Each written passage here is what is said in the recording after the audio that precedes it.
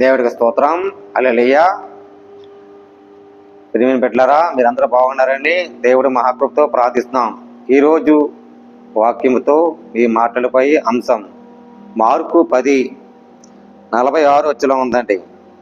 తీమాయి కుమారుడు బత్తాయి ఒక బిచ్చవాడు, ఒక కుష్టి రోగి ఒక పక్కన కూర్చొని ఉన్నాడు.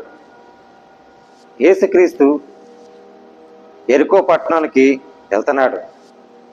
అక్కడ వెళ్తే ఒక బిచ్చగాడు కూర్చున్నాడు, గుడ్డివాడు. ఈ గుడ్డివాడిని చూపించడానికి ఏ నాథుడు లేడా అని తన తన్నులను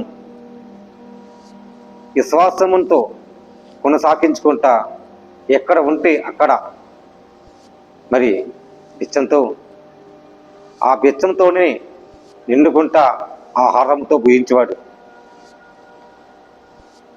బత్తిమయి అతని పేరు. అప్పుడు యేసుప్రభు ఎరికో పట్టణం నుంచి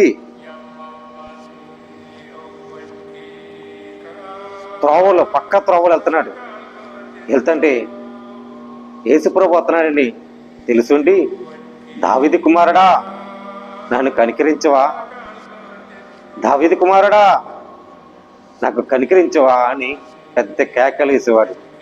అప్పుడు ఆ మాట విని ఆ గుడ్డివాడిని రప్పించండి అని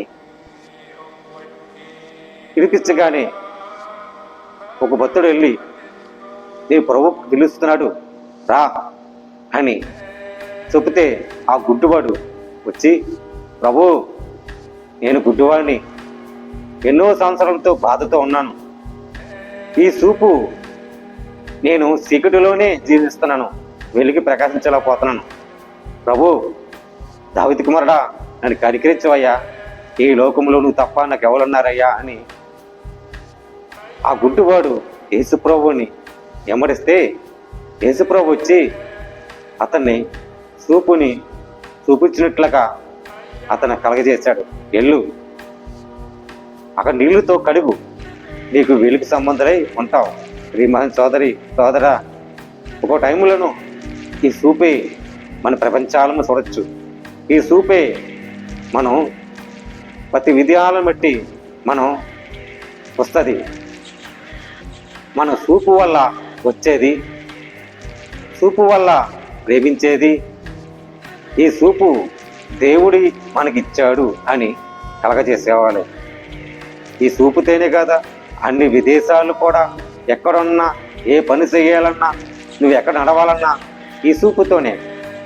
అదే గుడ్డివాడు కొన్నాళ్ళు నివసించి చీకటిలో బతకలాక యేసుప్రభు వస్తే చూసి దావీదు కుమారుడాన్ని కనికరించమని ఎంతో ప్రయాసపడడం. మనము కూడా చీకటిలో ఉంటాం. ఈ చీకటిలో కానీ వెలుగు సంబంధులై ఉంటే మన దేవుడి మహిమ చూడాలంటే ఒక విశ్వాసముతో దేవునితో లోబడి ఉండాలి. ఇదే మరి అత్తయ్య కూడా అలాగే మన కూడా ఇచ్చాడు. మనము కూడా దేవుని కొనసాగించాలని కొత్త రక్కు కూడా మనం చేస్తున్నాను. దేవుడు మాకు దీవించాక amen. Praise the Lord. God bless you.